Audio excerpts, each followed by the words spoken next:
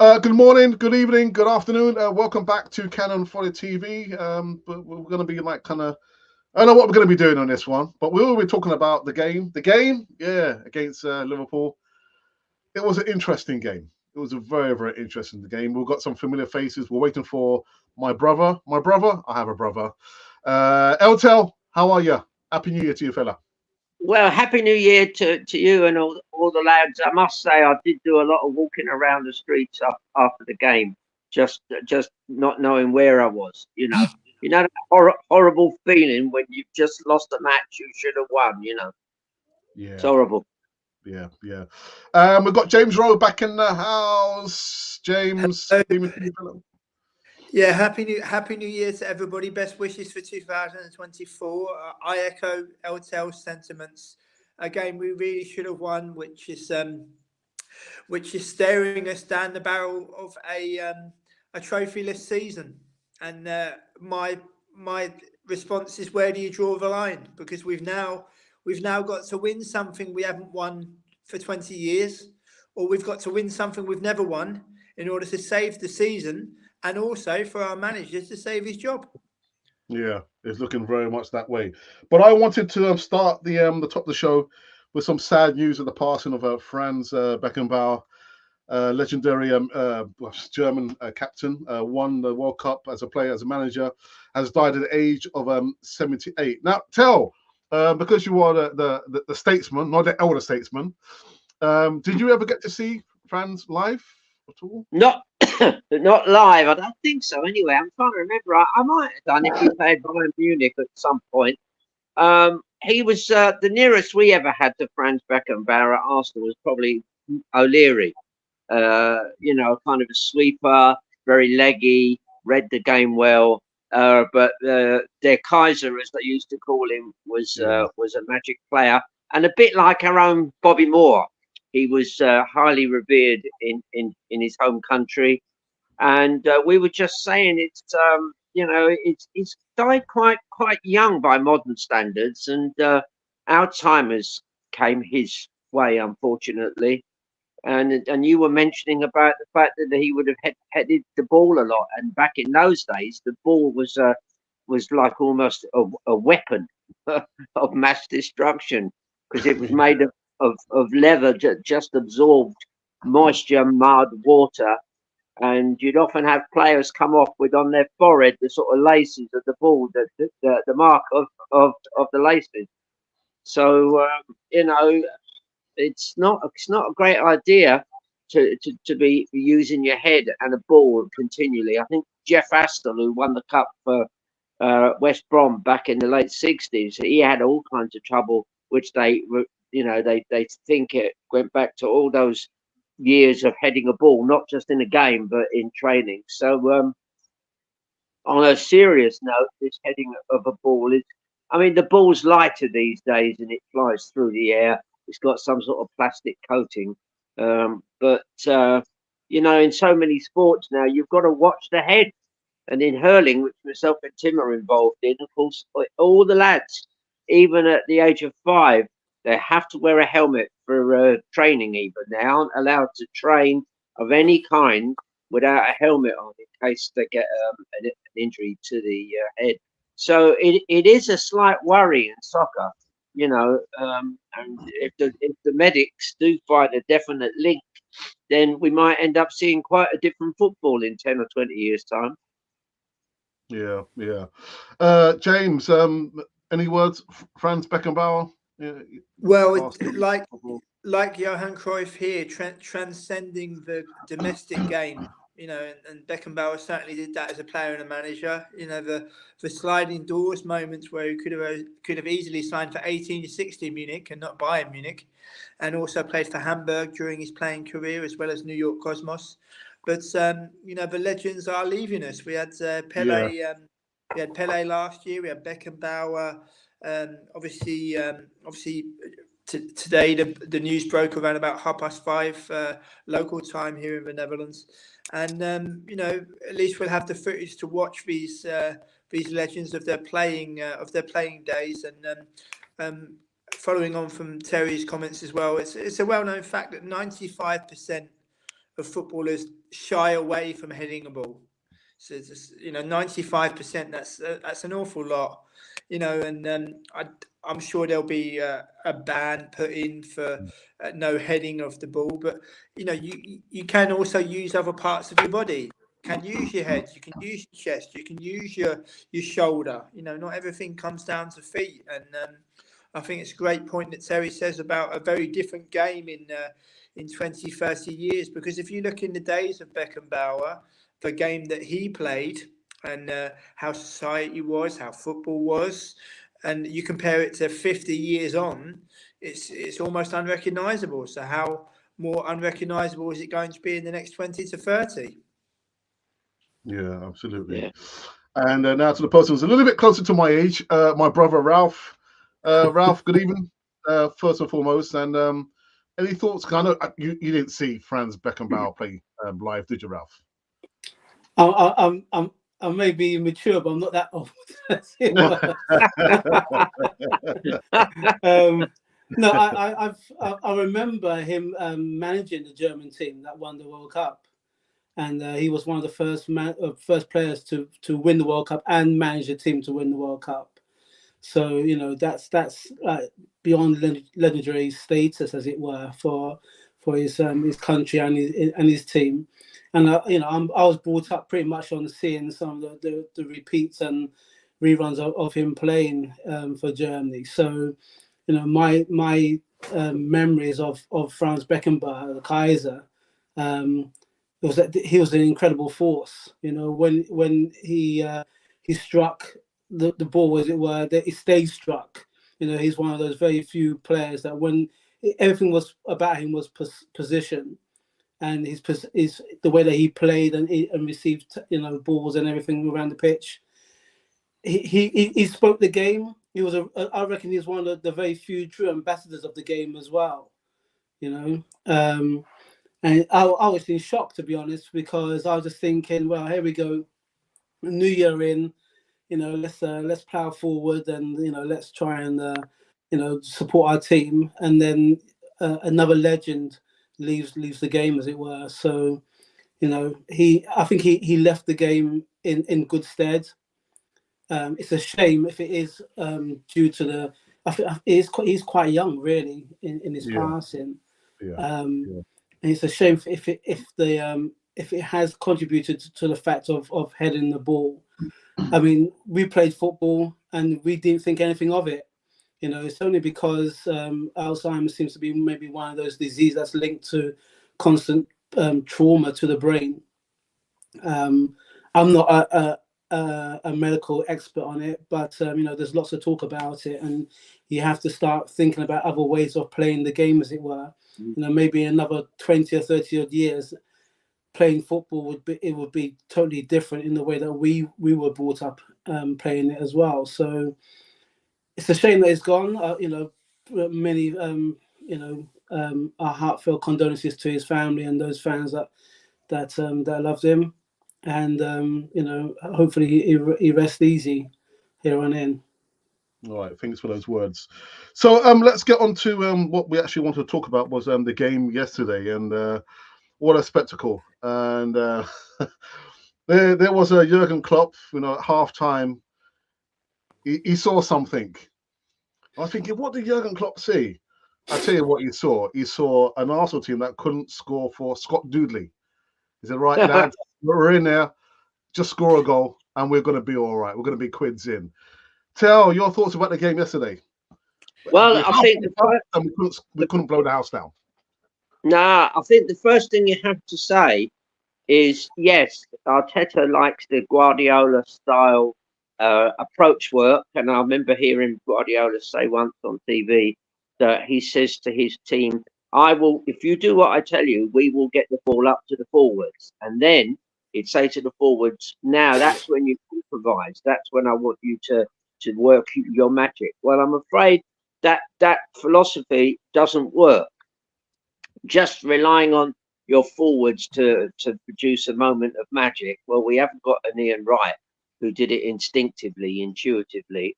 And I think that where he's going wrong is that striking of a ball to score a goal is as much a skill as all the other rondos they do, all the other first touch, second touch, two touch, all the other things, overlapping, overloads, all the other things that Arsenal are training.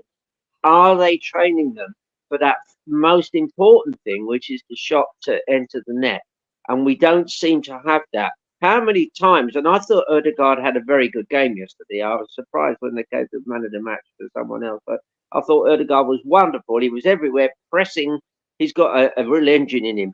But when he tries to score, he takes about 4 or 5 touches to try and create an angle. The same with Havertz. I really do think Havertz looks like a bloke on a double dose of Valium. Everything he does is ponderous. Everything he does, he almost, it's not happening instinctively. And I was reading up about him today, and all the stories people say, is he a deep number 9? You know, is he this? Well, I watched him. I watched some footage of him when he played in Germany. Was it Bayer Leverkusen he played for? Yeah. And the position he liked most, because although he's 6'4", he's actually a dribbler.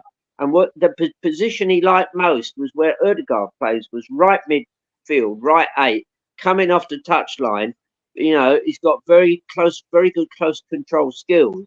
And they keep saying, oh, he can play anywhere. He's played left back for Germany and all those things. But you have to solve this, guy. You have to solve this, because you've gone and spent what I would have spent on a decent striker. You've gone and spent it on a guy who's a bit of an enigma.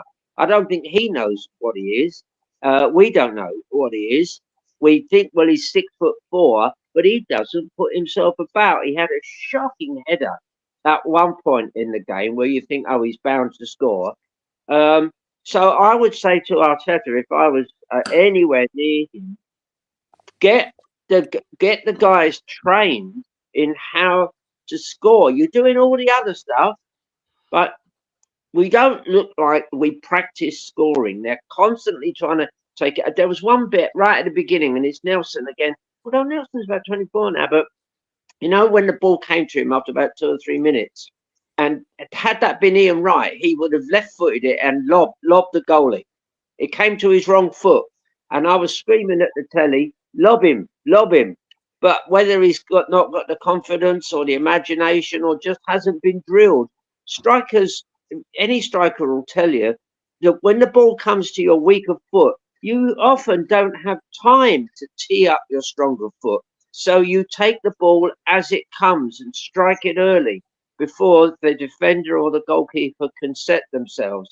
And I do worry that we've pulled out a real a big error in getting Havertz. We haven't worked out what he is. I don't think Arteta knows what he is. And it's getting to the stage now. How many years has Arteta been with us?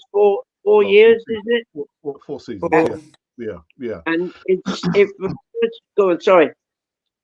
Tell, just before I go to James, our top scorer or second top scorer is actually Eddie Nketiah. Right. I know. Mikel Arteta loves to laud Eddie Nketiah is doing great stuff in training and this, that, and the other. Gave him a new contract. Where's the number 14, etc., etc. But he didn't start yesterday. Why is your top scorer not? Why is he not starting? He didn't start. I think there's certain metrics about Eddie Nketiah that Arteta liked, and I was watching him a couple of games ago, and he was like lightning. He didn't have the ball, but he was running like lightning. And I thought, do you know, this guy's is faster than I thought. I know he's fast, but I said to myself, I bet his metrics over 20 or 30 yards is really good. And forget about those metrics, Del. Forget about those metrics.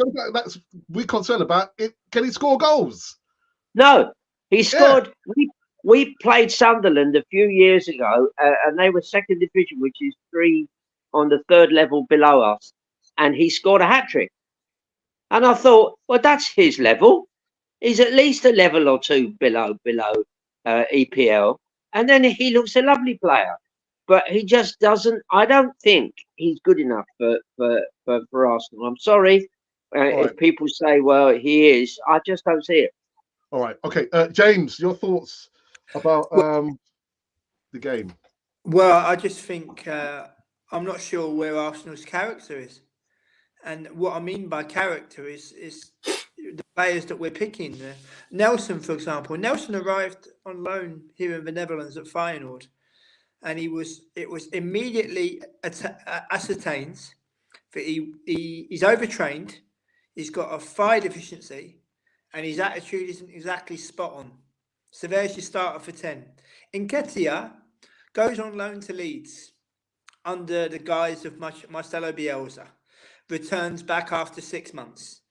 Now, when you are a young footballer, the last piece of the puzzle is when you go into a dressing room of fellow professionals on loan who are fighting for their win bonuses, fighting for their undefeated bonuses in order to pay their mortgages, and understanding what the expectation level is.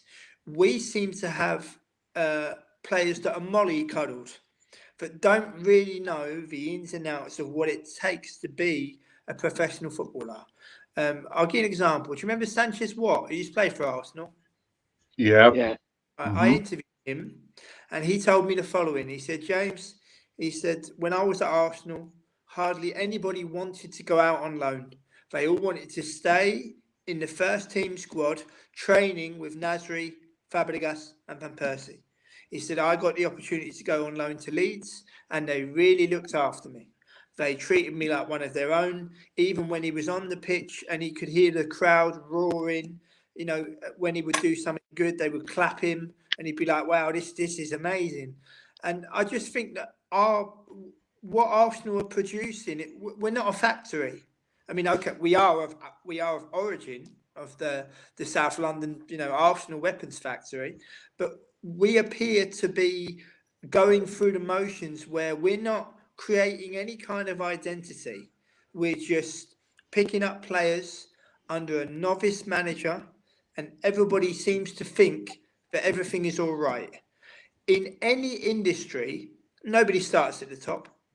However gifted you might be, nobody starts at the top. But yet our manager starts his professional career at the second biggest club in the whole of England.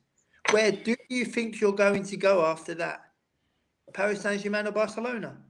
Are we a charity? Are we an experiment? And for all the jargon regarding Pep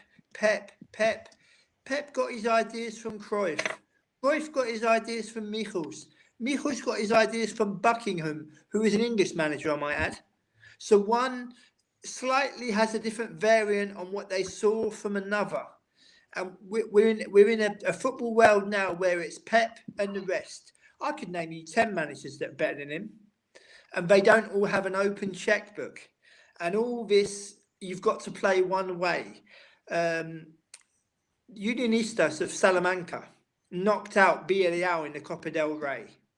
Their reward is to host Barcelona in the last 16 of the Copa del Rey in 10 days' time.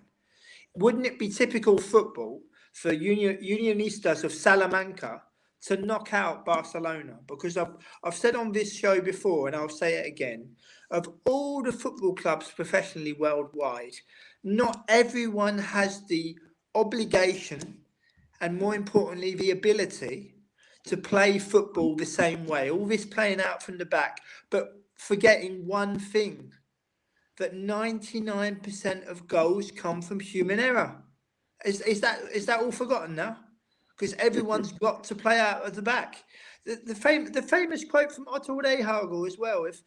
If people were going to football and they knew and they were told what was going to happen, nobody would go. If you went to a football match and you said, right, in the 10th minute, the home team score a free kick, and in the 80th minute, the other team equalise, nobody would go. And people love the sport because it's unpredictable. But it's as if now we're all being told to play the same way. Nobody cares how you play. The most important thing is that you win things. And we are staring down the barrel of having yet another barren spell to the tune of 700 million because we think it's a vanity project. Arteta is not a legend.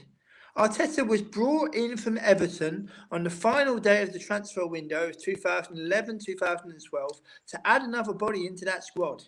He wasn't brought in because he's an absolutely amazing footballer. He was brought in to add another body. And then he goes and learns under Pep, the amazing Pep. If Guardiola's got any minerals, go to Santander, go to Zaragoza, go to Gijón and bring them up to European standard. But no, he can't do that because that would involve coaching real footballers who can't do what you think they can do. So you got to teach them how to do it. But we're just entering into a little bit of a twilight zone now, and I just find it very strange. But James, just looking at the game last night, surely if I don't think we would have been talking the way we were talking if Arsenal had beaten Liverpool. But just looking at how things kind of got rolled out, is it Arteta's tactics or is it the players? It's inexperience. What it is, right? It's inexperience of knowing that he's factually in charge of the third biggest club in the whole of the country. And literally, it's, what do I do? What do I do? Well, you don't know what to do. You don't know what to do because you shouldn't be here. What you should be doing is you should be learning your trade lower down, and Arsenal should be rewarded for competent managerial ability. And I have been consistent the entire season. And even if we'd have won yesterday, I will maintain what I've been saying before the season started. No trophy, no job. I think it was Dave Kitson that said to me when I interviewed him for World Football Index, a football club without your history, you are nothing. And we are staring down the barrel of yet another barren spell. We play in white. It's a virtue signal. We used to play in white in the 30s, but not now. We're not Tottenham, we're not Leeds, we're not Real Madrid. And as bad as the stabbings are, it's not a North London problem. It's a London problem. And I just feel that we're too busy being activists. Oh, look at us, look at us, look at us. If we paid more attention to what's going on the pitch and the hierarchy of the football club, we might actually get somewhere. Ralph, follow that.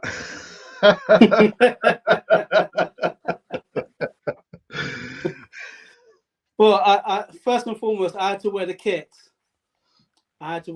Because, as James alluded, it's not just it's not just Arsenal. There's other clubs in London as well. So London is a nationwide situation.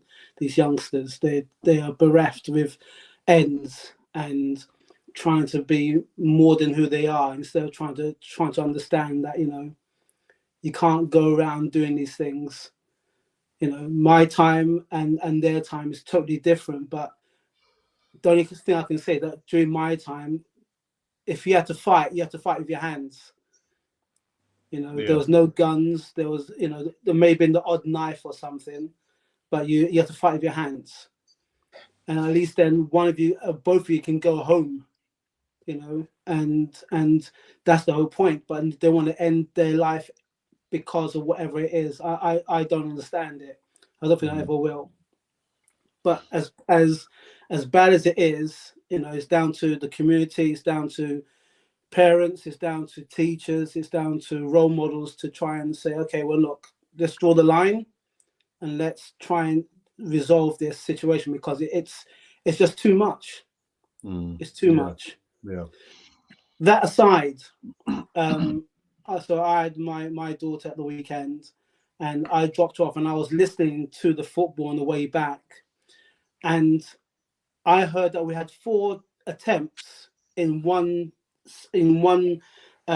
section of play and we didn't score.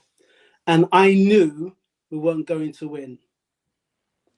Now, of course, it may seem quite easy for me to say that, and whoever's watching or wherever this is played, you can say, "Oh well, that's quite easy for you to say that, Raz, because blah blah blah." But I know in my heart of hearts, going by the last set of matches that we've played, I've done a few watch-alongs. I have seen the way that we play. It is consistent with losing or drawing a match. this is not a blip. A blip happens once every 30 games. Okay, that's a blip.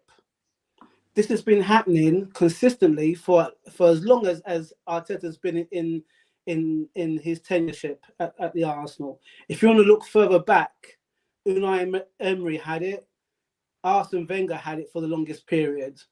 And the only difference between those two managers in that sentence, two of them were managers. Arteta is a manager in training. But how long can you say he's a manager in training after 4 seasons? There's certain things that keep on happening. I tell you what, put this match against when we played against Liverpool at Liverpool last season. The only difference was the goals. But if you can see the mentality of trying to grind out a result at their ground, and the excuses comes in, well, you can go to Anfield. Anfield is a really tough ground to go to. Well, so was them down the road. So was Chelsea. So was Newcastle. So was West Ham. So was Aston Villa. All hard grounds to go to, all won something. If you want to go into who's won, who's the most recent winners, other than Man City, of course, West Ham with their Continental European Cup. And we've took one of their best players, and yesterday the team looked bereft. Everyone's saying, first half, fantastic. To me, no, it's not fantastic if you don't score. You don't score. Ralph, I was on the phone to my brother Alex, and I said to him, no, this ain't gonna go. This ain't gonna go the way it's gonna go. And he told me, you know what, Ralph? Just as the signal dipped out, they scored the second goal, and the second goal was the winning goal. Came in the 95th minute or whenever it was. But these are the perfect times to score. You hold your own half time. Hey, listen, Arsenal, for all the times that they were in our box, they couldn't put the ball away. Not one recognisable forward can put the ball in the back of the net. We're trying to walk it. I saw Havertz trying to walk the ball. One touch, 2 touch. The analysis was saying, why didn't you just hit it? My instinct. Ralph, this is how Mikel Arteta wants the team to play. Alex. You might call it Man City 2.0, but he actually has said that he's not going to go into the market to buy a striker. But this is how he wants Arsenal to play, Ralph. Yeah, sorry, go on. Okay, so if that's the way he wants us to play, and I've been hearing everything on the other channels, they're all saying, well, it's not Arteta's fault, it's Arteta's tactics, it's the team, it's not the team, blah blah blah. Well, then I'll tell you what, I can say it's from here on in, we're not going to win the Premiership. We're not going to win the Champions League. This is going to be back to fighting for top 4 once again. And if we dip below top 4 with them down the road, you got Aston Villa, you got Chelsea, you got Newcastle, you got Liverpool top. Man City is cruising. They don't care about what we've done because they know that they can cruise at the right time. They got stone cold killers in the team.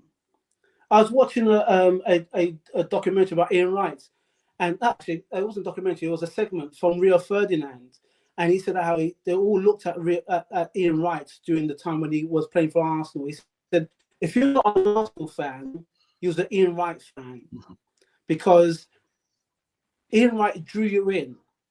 The way that he scored goals, he scored it with his left, he scored it with his right, he can dink it, he can do it long.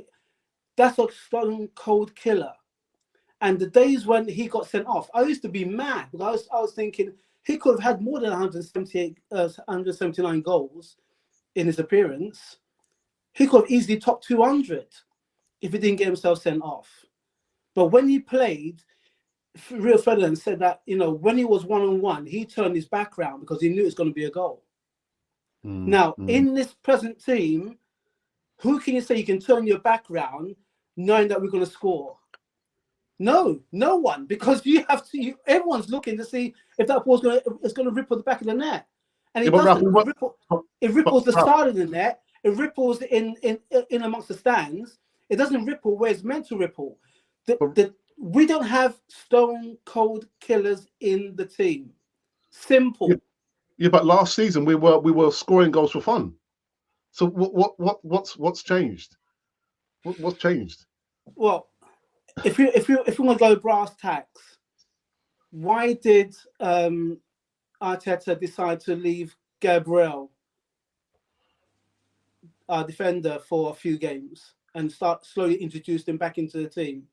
Why did he have to have Ramsdale, our number one, as a number two? Why didn't he go in the transfer market? This time last year, we was about, I think it was about maybe 6 or 7 points in front of Man City. And we said, right, what we need a striker, because Gabriel Jesus is, he's injured. He's going to make his comeback soon, but then you've got Edin Nketiah. And I said this before, Edin Nketiah is not the man. I don't care how many goals he's scored for the team. To me, I would love to play against him. I love to play against him because for me, he's the right height. He doesn't threaten me at all. He may be fast, but what's the point of being fast if you don't put the ball in the back of the net? Who does he actually threaten? When you have him in the team, are you going to say to me, yeah, this is the guy who's going to at least bring 1 or 2 goals? We don't have, I have to keep saying it again, we don't have any stone cold killers in the team. Saka may be carrying an injury. You can't drop him. Why not? That's a weakness. Martinelli, you're dropping in and out, game after game after game. He hasn't scored. He hasn't pulled any trees. Ben White, fantastic signing from Brighton, played a really good season, had a couple of chances, inconsistent. And everyone is looking for a leader. Well, we're not going to rely on fullbacks. And no one's stepping to the mark. Ralph, we're not going to rely on fullbacks to score goals. Eltel, where? How long does Mikel Arteta have? Well, it's interesting. James really surprised me when he was saying, and I spoke to him earlier on as well about maybe this should be Arteta's last season. I know he's got another year after this on his contract, and really, James made me rethink it through, and I was thinking, well, yeah. He hasn't. Yes, he's achieved top 4, which is all that Uncle Stan and Josh Kroenke want. So if you look at it from their point of view, as long as they get top 4, they're happy. Yeah. And they are his paymasters. So I would imagine. I think we'll have trouble getting top 4. I think. Unai Emery, former manager, is doing a wonderful job at Aston Villa. They could well come 4th or 3rd. Dare I say it, the boys up the other end of N17, up the other end of Green Lanes, seem to be turning it round. Goodness knows if we're going to even make top 4. And then, of course, Uncle Stan won't be happy. But maybe it's come to that I can't see how he's going to dig the team out of this. I think he thinks it's like a chess game. This is what Arteta thinks. And that's why they're always trying to pass the ball, give it to a guy in a better position and all that. What I'd say is there's so many competing bodies in those penalty areas. Lash the ball in. You can get a ricochet. They used to call them lucky goals. Well, they aren't lucky. If you fire the ball in amongst players, you're probably always going to be hitting off somebody and the ball going into the net. At the moment, we've got no element of surprise. This chess game that Arteta has made us learn, everybody's learned it. Because not only have your players got to learn it, but the opposition can readily learn it. And as we said, they're doubling up on Saka, tripling up at times, doubling up on whoever's on the right wing. He obviously doesn't really trust Trossard. I've no idea why, because he looks a good player. I have heard him say that Martinelli was the best timer of a header in the club. And of course, as a futsal player, he's got wonderful, very close control if defenders get close to him, and defenders stand off him because they know if they get really close to him, he's gone. Well, why didn't they try him up front? Okay, there's a lot of different things he could have done, but definitely we've got this. We've got a conundrum of Arteta's own making, and as Einstein used to say, you can't get out of a problem by the same thinking that got you into the problem. So he's got to think outside the box, and I don't think he's got anybody around there that is going to help him. He tends to have yes men, I think, around him. James, where are we heading with Mikel Arteta and his regime? Where mediocrity, I think. Hmm. But if as long as we can sell shirts for 90 quid a pop and training gear for 80 quid a pop, and the ticket information for Porto has been released today. I'll give an example. FC Porto are charging Arsenal fans to attend the game in Porto €26. Arsenal, on the other hand, are charging for category A, last 16 Champions League. To enter the ballot, you will receive a ticket to the value of between £70 and £136. Wow. There's your two examples. Now, personally, for me, I will enter that ballot because I love European football, and I've been so fortunate through the years to have seen so much. And this one final match, if you like, before the Champions League goes to a Super League in everything but name. So everything's like for old time's sake. I don't have. It will be my only second home game of the entire season, if I'm lucky to get a ticket. But we appear, we want to sell our principles. We don't want to play in red and white. We want to have a campaign for everything. We want to be everything to everyone.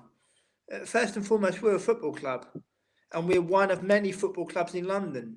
We're not the only club in the city. This isn't Amsterdam like Ajax. And what we're doing is we're making a rod for our own back. We've got a generation of fans now who are labelled legacy fans. They're Arsenal fans. They're experienced Arsenal fans. And then you've got the younger generation who's all about the stats. Half of those kiddies that love the stats have never actually played the game, and they would rather sit and watch a YouTuber project everything that has got nothing to do with football rather than actually try to play the game themselves or watch the game or understand the history of a club, which is also very important. We're going up against a team who's won the Portuguese league 19 times. We're going up against a team that's won 7 European trophies. We can only dream of that. And then you've got some fans going, oh, it's a free pass. Oh, no, it ain't. Because FC Porto have got nothing to be scared of. They won it 20 years ago with an amazing squad and an amazing manager. They won it in 1987. So when we're in the away end at the Emirates and they're chanting that we've won it twice and you haven't won it once, what are we going to say? Are we going to chant back, oh, yeah, but we've had 25 bites of the cherry? Because our attitude has been wrong. If you think this is the Champions League was conceived in, or European Cup conceived in the 1955-56 season. There have only been 23 winners. That's it. We're not one of them. And this is our last chance. But Arsenal love to bang the drum that nobody's had so much Champions League campaigns as what we've had. It's embarrassing is what it is. And to be so disingenuous to the 1972 team that got knocked out by the great Ajax side that went on to win their second trophy. Oh, our Champions League debut was Lens in 98. No, it wasn't. Our Champions League debut was Strømsgodset of Norway in 72. I often wonder if Arsenal would have won that European Cup when you had to win your league to actually gain entry. Would they be so disrespectful to that squad, to that team of players? Yeah. But again, it's all about the what do they call it? It's all about the likes and all about the the image. You know, we appear to be obsessed with our image, but it's not based on sporting merit, is it? It's based on how many shirts you can sell. I mean, we've had about 4 kit releases this year, and like training tops. Money's tight in England, as far as I'm aware. So how on earth can we be charging people £80 for a shirt? How on earth can we be charging people £80-90 for a shirt? Or then the away kit, they've reduced it from £80 to £48, only to release another kit in the summer. You know, I'll go on record again. You know, there's lots of people that watch this channel, and we help in every way that we can, with knowledge, with example. I stopped buying shirts 15 seasons ago. It doesn't take a lot of willpower. It really doesn't. For me, a match day program, or a match day QR code, as they are now, that vanishes into thin air, a match day program is enough for me, because it's part of my collection of my life's work of attending Arsenal games. But we appear to be lapping up the mediocrity. There are 2 clubs in England bigger than what we are, Manchester United and Liverpool. We're not going to bridge that gap anytime soon, but we've got to try to bridge the gap. Otherwise, we just keep going down, down, down, and down. And then where do you go from there? Chelsea have won 2 Champions Leagues. We haven't won 1. They didn't need 25 bites of the cherry, did they? Manchester City, for all their money, have won something we haven't won. Or the Super Cup as well. Man City, you know, it was only before the Commonwealth Games in 2002 that they were going to expand Main Roads to 45,000 capacity. And it was only the Manchester City Council applying pressure by saying that we've lost our 2000 Olympic bid to Sydney. Can we please go for the Commonwealth? And if we get it, do you want the stadium? So all the little trinkets of information that people are not completely aware of. City were a 3rd division club 25 years ago. But they've got stuff that we haven't got. And it doesn't just come down to the money. They put people in the right places and they let them do their job. But what do? We're more worried about the aesthetic. It's got to look good. Oh, Wenger, it's got to look good. But take 10 million quid out of our pocket every year.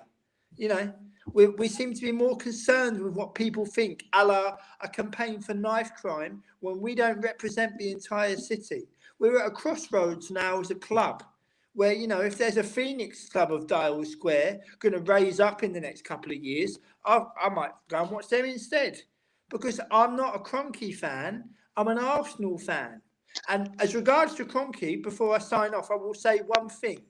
Is it your money or is it your wife's money? That's what I'll say.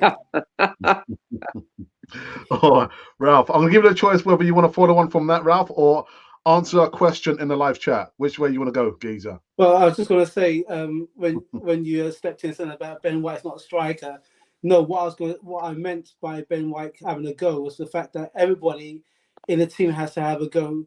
But if you're relying on your front 3 and they don't produce, then where's the goal going to come from? But other than that, let's go into the chat and let's see what our viewers been saying. Okay, so we've got Ashudi, who's our regular moderator. This is Hey Up Gooners. And Colin says, let's go, Alex. Hit the like button, slackers. And here's a question for you. Here's a question. Because I love stirring the cauldron, question to the panel. How many trophies do you predict Arteta will lead us to?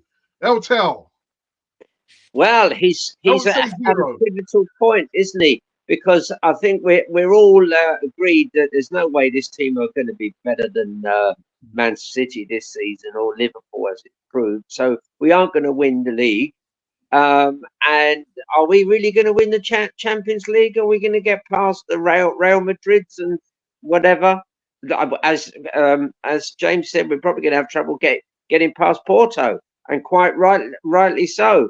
So I don't think he'll win anything this season. I was telling all my friends, put the silver polish away. And actually, there's a joke about that, just to sort of lighten the things. Yeah, Alex and I worked at the same school together, and we had a school keeper that was a bit of a leery character, and it was a big Chelsea fan, you know, and he was always saying, "Look how Chelsea is doing." Anyway, Arsenal went and beat Chelsea in a cup final, and I went in. I was laughing with the scorekeeper, who's a big Arsenal fan. Sorry, that was different. No, this is a different guy. This was the Chelsea fan, and I said to him, "Hey, Stu, can you get me a bit of silverware polish?" He said, "Yeah, I'll go and find it." And then he came back. He said, "You had me there, man. I really didn't see that joke coming." But now I'm afraid we're going to have to put the silverware polish away. It's not going to happen. Can you imagine if we'd win any silverware now this season? That's gone. And as Colin says, if you project it into the future, what is he going to do? If he doesn't win next season, because he's got another season after this, right? Now, surely Arsenal are not going to leave it to the wire to see if he can win a trophy the following season. So I suspect I don't want to be doom and gloom, but I suspect the players are going to, how can I describe this? In all the years that we've been doing well and winning trophies, I've always thought that the team goes up another 20% when they feel that they could win something big, and you get another 20% out of the team. And I'm beginning to think this team are going to drop by 20% now. You won't see us playing quite so well. The players will be happy just to. I mean, these guys are rich men anyway. They're all millionaires by now.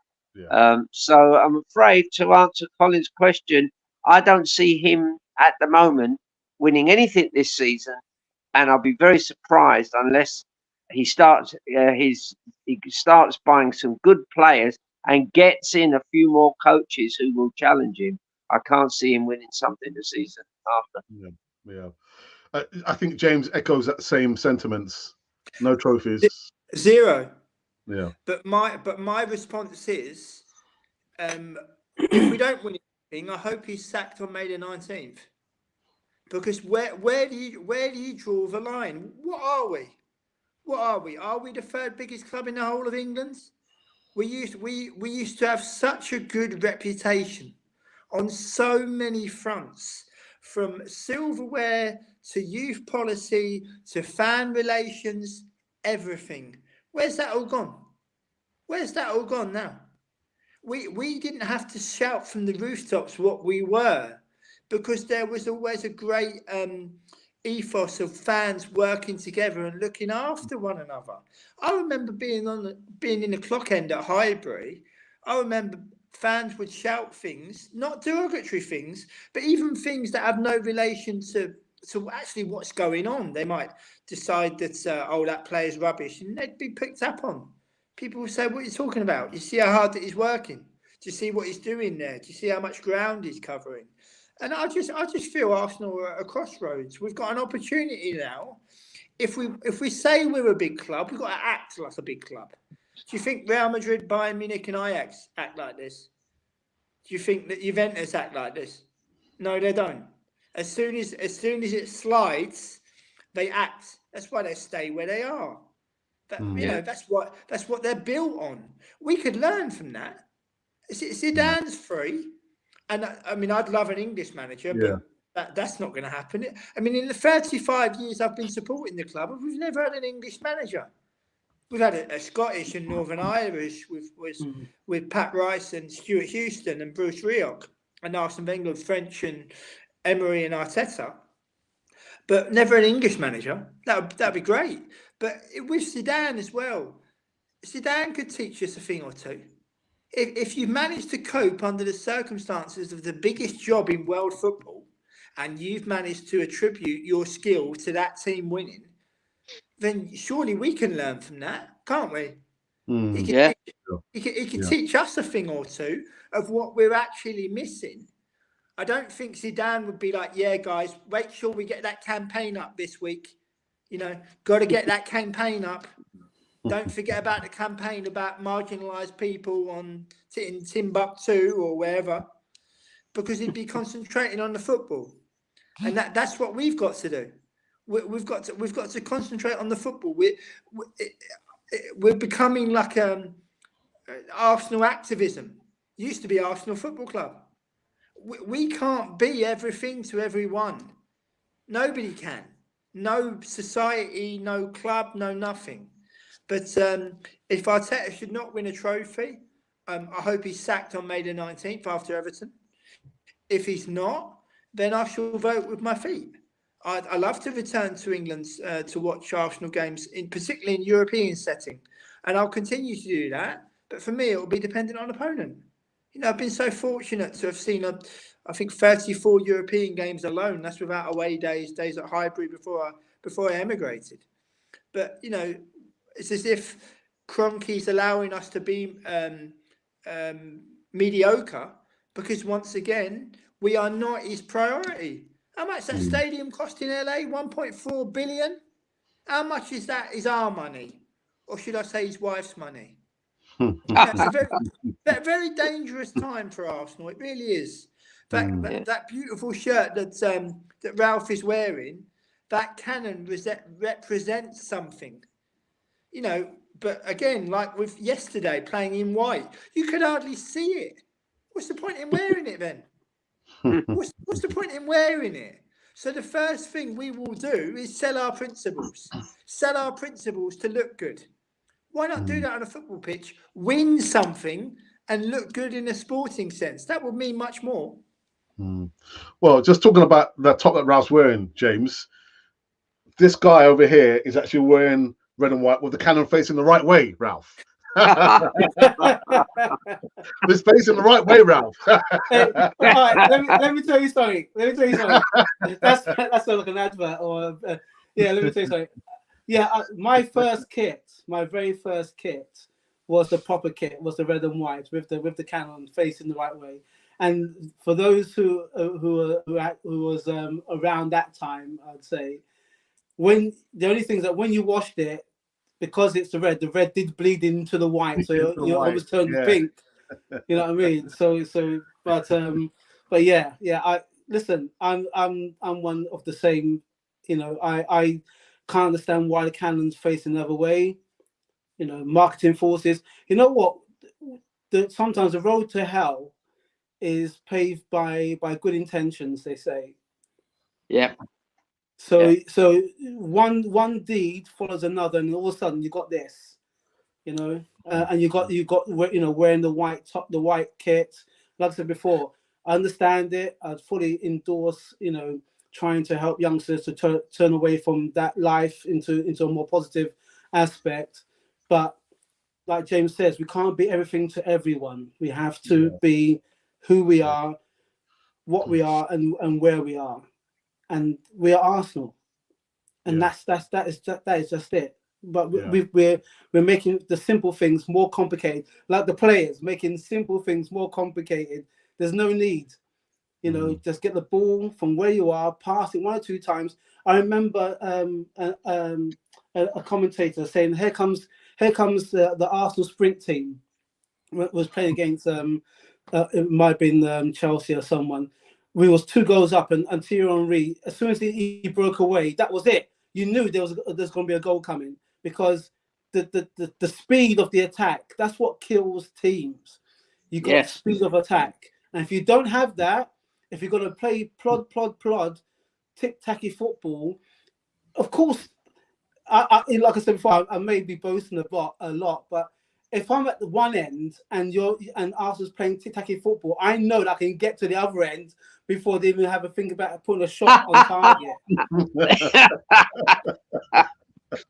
Ralph, what listen, lads, I have to say this. Can we not get a fella on a bicycle, right? And he starts off level with the Arsenal goalie, and when the ball is played out, he starts cycling towards the opposition goal, and he's going to get there, you know, before the ball reaches anywhere near there, because it tip taps.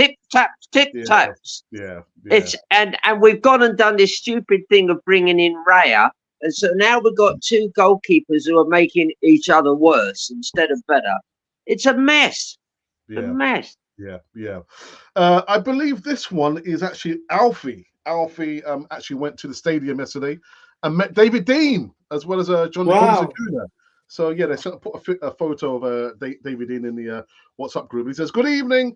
Is the queue to request a new striker here?" Been all over the place, to be honest. And actually, he goes on to say, "Sanchez Watt is my ex-girlfriend's cousin. This is awkward." Oh.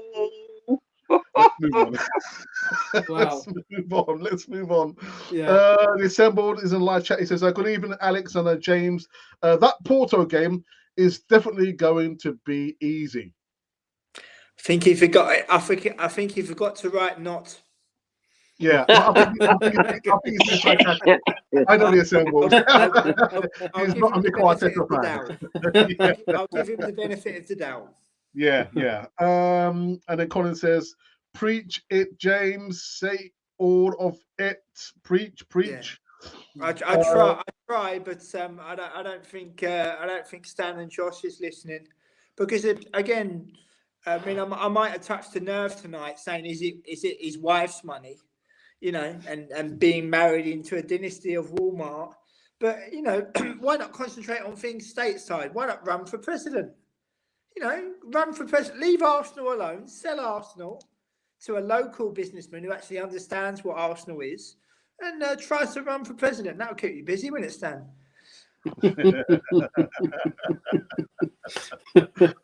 Alfie says, "I know James speaks many languages and decided to speak truth today. Arteta was a panic buy. 16 competitions without a cup." Yeah. Says Well, Colin. a simple explanation there, and a very good one too. Yeah. Arsenal will not win a thing without goals, because goals wins prizes. Has anyone either thought the problem with Arteta can function under extreme pressure conditions? It's still going on with that one. Arteta is learning on the job, and that's not good enough for our great club. No other manager in Arsenal's history has had this luxury. Absolutely. Yeah, no. A good description, though, to describe it as a luxury. I think you've done well there. Yeah. I'm actually surprised. Actually, he said that. Actually, they've gone warm weather training. Yeah, they've gone to. Where have they gone? To Dubai? Where have they gone? I think they've gone to Dubai. Dubai. I think the women have gone to Portugal.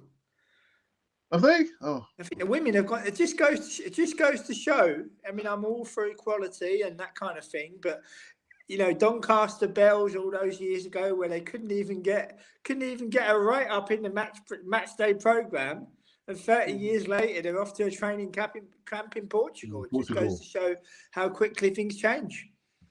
Ralph, Arteta has a mental block because of his personal experiences against Liverpool, and he transfers his fears into the team. That's interesting.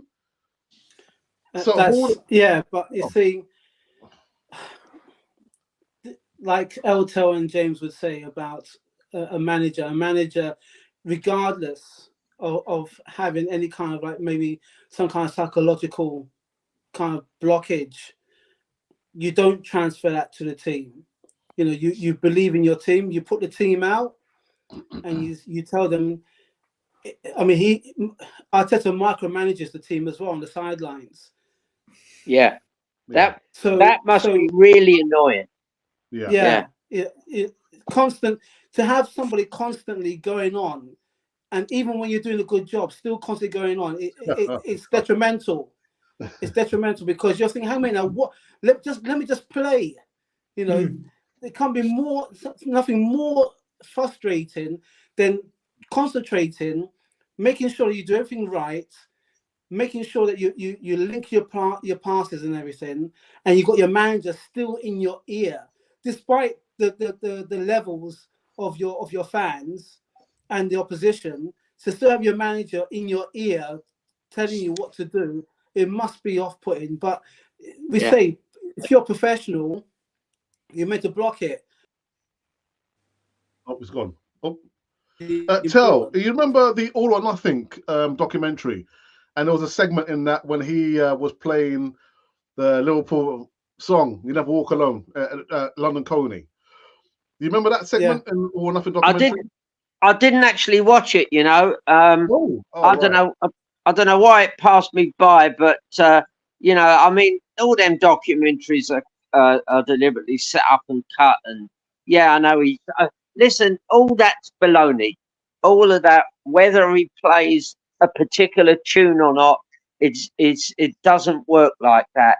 Those players should be frothing at the mouth to get out that door and get into the opposition and prove that we are the mighty Arsenal. Instead, we stroll out, we do this. Just get them out there and give it what you can. As James said at the very beginning, where's the passion gone? Where's the pride in playing for Arsenal? Where is the determination of people like Frank McClintock in the past and Tony Adams in more recent years and Thierry Henry? Where is that determination gone? It's fizzled out. Yeah, but tell there's no. You know competition. what, I'll tell. There's no competition. Tell there's no. Saka knows he's going to play every game. Yeah. Yeah. If Jesus wasn't injured, he knows he would be playing almost all the games. So there's no competition. Where's the competition? Tell. Well, wasn't there something in the WhatsApp group about someone putting a piece about Kolo Toure? He said how when he went training, it was a war because everybody wanted to play in that position. So they were fighting among themselves. And if you lost the match, there's nothing more frightening than going back into the changing room and you've got Thierry Henry or Patrick Vieira or Lauren. Can you imagine any one of those guys giving you some stick? Yeah, dear. You have to fight, man. You have to fight. So, the last time James was on the channel, I asked James a question. If you were Mikel Arteta, what would you do? And James said that he would quit the job. And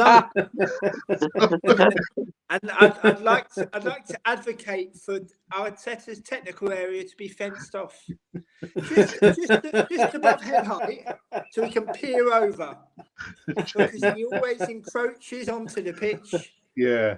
So I suggest a 6 foot high fence where he can just about peer over, so that he can't get out of his technical area.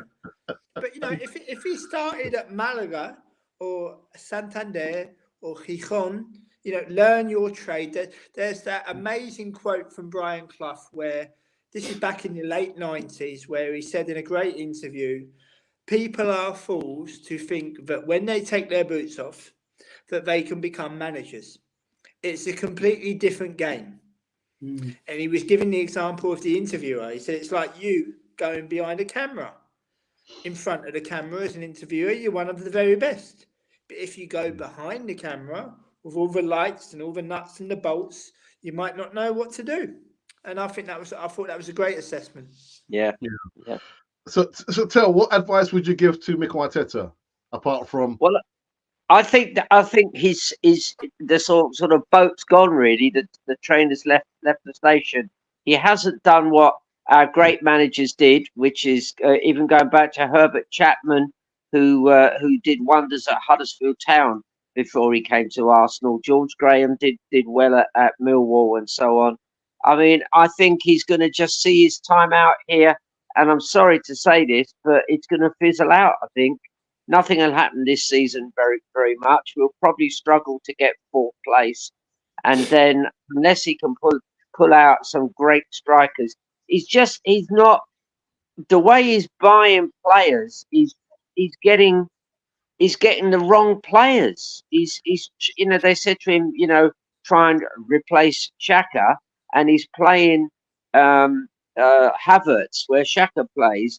It's not working. Hello, it's not working. Okay, he is not a left 8, right? He's probably a right 8 or whatever. But he keeps trying things that aren't working. And if he had a good, strong, very experienced manager beside him, he might temper that down a bit. But our recent buys haven't been good. Fabio Vieira looks terribly light for this league. He doesn't look as though he's got what it takes, and I do worry that the last few purchases we've made, I don't think Raya is any better than Ramsdale, and I think having an England goalkeeper in a team is always a fillip for any team. Yeah, James, you want to say something? Yeah, I just wanted to follow on about, identifying players. Our fan base, all about the stats, pre-assists, goal, surface level goal contributions. But what I don't understand, I'll give you an example. Do you remember Arrigo Sacchi managed Italy, managed Milan? Yeah. He managed Rimini. So before he went to Parma, he managed Rimini in Serie C. And he asked his chairman, he said, can I have some money to buy a centre half? Do you know what the chairman did? They were outside the changing room. Chairman went into the changing room, picked up the number 6 shirt from off the peg, went back out into the training ground and said to Arrigo Sacchi the following: you can't find a centre half? Make your own. And he did. He brought, when he was at Milan, he brought Angelo Colombo from Udinese. And Berlusconi went berserk. Berlusconi said, I've brought Milan and you want to buy a croc from Udinese.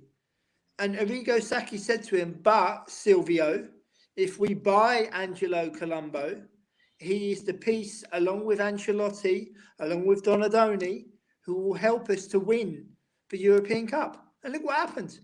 So our fans also need to understand, particularly the younger generation, it's the collective which gets you over the line. Yeah. And our younger fans don't seem to understand that. It's buy. But who's to say a player who performs well at one club under one way of playing, when he goes to the other club, that he's going to play as well? And you try to give examples, but in some case with younger fans, it goes in one ear and out the other. John actually says that Don Howe, James, he was an English but a better coach, to be honest. But like James said, the manager, we've not had an English manager. Don Howe was a coach. Don Howe, can I just quickly give a quick story about Don Howe? Yes, you can. Do you remember Gareth Hall, who used to play for Chelsea? Yeah. Gareth Hall, I was fortunate to interview him. He would give Chelsea fans videos of that famous AC Milan back five. And he would say, look, watch these videos, lads. Look at what they do off the ball. Watch what they do. And Don Howe, he would say to players at Chelsea as well, he would say the following: I can't kick the ball for you, but what I can do is give you an idea of what you should do when you get the ball. And Don Howe was a great coach, even with one of the best English coaches the country's ever produced. Obviously, as a manager, maybe not so much, but in terms as a coach, he's one of the best England ever produced. Yeah. So here's a question for you. I'm going to run through this very, very quickly. The Assembled says, question: do you think that the Kroenkes are stamping their authority on the club at the detriment of Arsenal Football Club? Tell. I don't think they're stamping their authority. I think they've turned this into a very average team. We don't look great. No, I don't. As James said earlier, I don't think the Kroenkes think a lot. They don't really think about us. They're thinking more about all the other franchises they've got in the States and so on. I know Kroenke came and apparently went down to the dressing room after the match against Liverpool. I've no idea what he said, but if I was him, I'd have thanked them for the first class flight I had over from the States and my first class room at the Dorchester, all off the back of Arsenal FC. And none of us will ever know that stuff, because we are no longer anything other than a Kroenke plaything. Yeah, absolutely. We'll just do a couple more. William Hooper, welcome back, my friend. I know it's been a long while. This is good evening, Alex. It's been a while. Another FA Cup exit 4 times in a row. 3 from the 3rd round, 1 from the 4th round. Completely unacceptable. The manager is out of his depth. Yep. And then Yep. Colin says, yep, Ralph, we have the pink kit too. In PR Central is world class. We have killers in the marketing department. But my question to you, Ralph, is, if you were like 40 years younger, Ralph, what position do you think you could have played in this team, Ralph? I would 40 years. I would have played centre mid.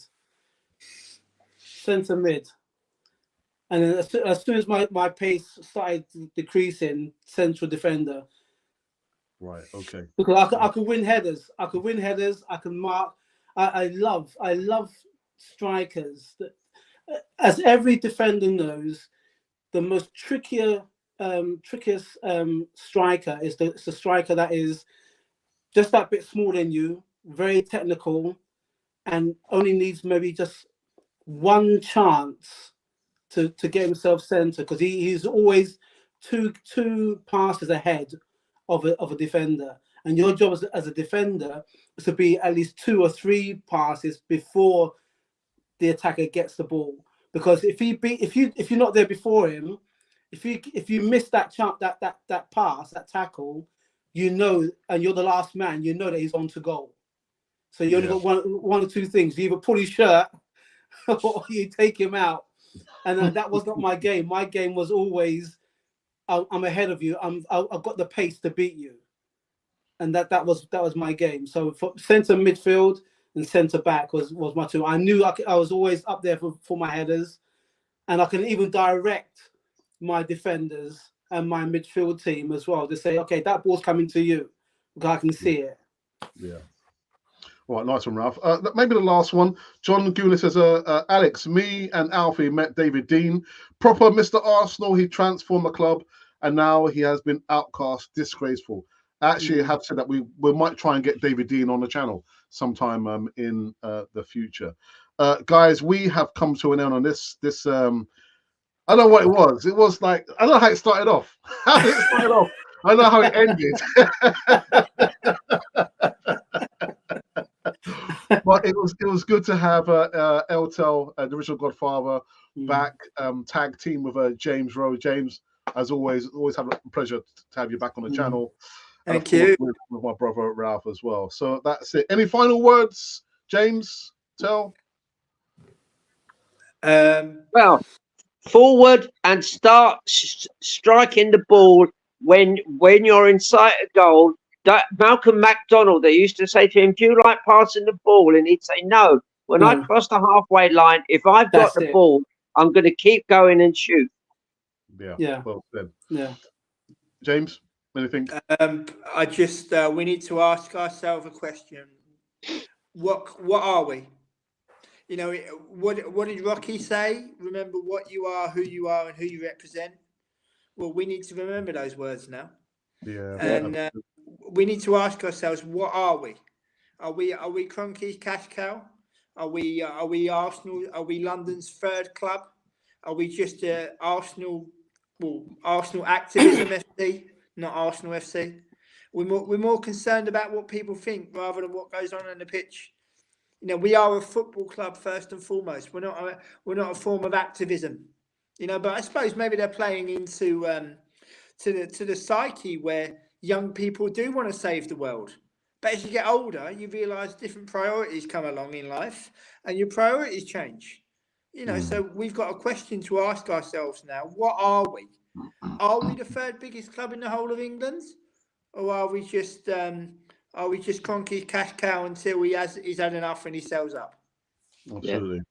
Well, that's it, guys. We finished this show over here. I'm not sure what it was, but we did a show, an hour and 13 minutes of it. Great stuff. Anyway, I will be back tomorrow morning, giving some more live news, and who knows what we're going to be talking about. I have no idea.